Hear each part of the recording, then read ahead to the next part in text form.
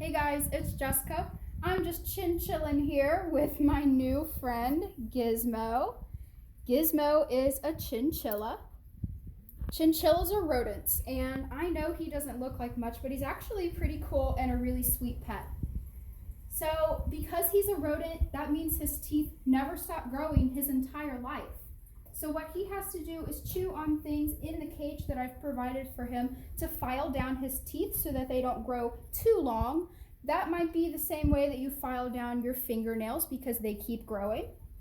In the wild, chinchillas live in really large groups of up to 100, and they're called herds. That's pretty silly because we usually call a group of livestock a herd, so it's weird to think about it in the context of 100 chinchillas. Also in the wild, they live in South America, specifically the Andes Mountains.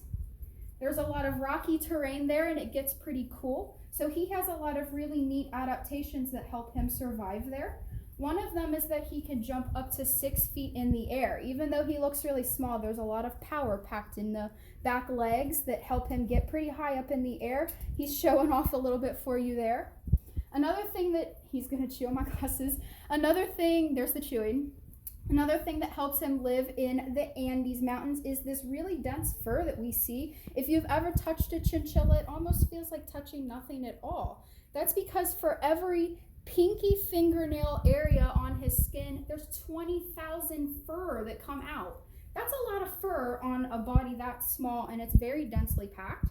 He's got some of the densest fur of any land mammal in the world.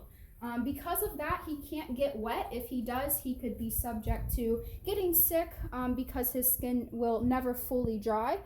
He can also grow mold in his fur. So how does an animal like this get clean without the use of water? They have a really neat way of getting clean using volcanic ash or dust from rocks in the mountains.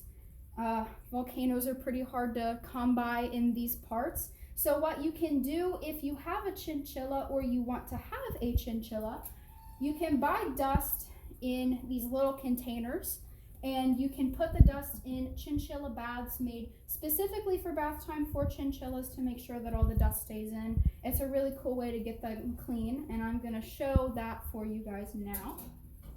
So what I'll do is put this in his cage and we'll see if he uses it for you guys. So what he's going to do is go in there and roll around, and while he's doing that, he's making sure it's getting not only in his fur but also on his skin to collect all of the oil. You can think of this as using dry shampoo on your hair if it's been a while since you've had a shower.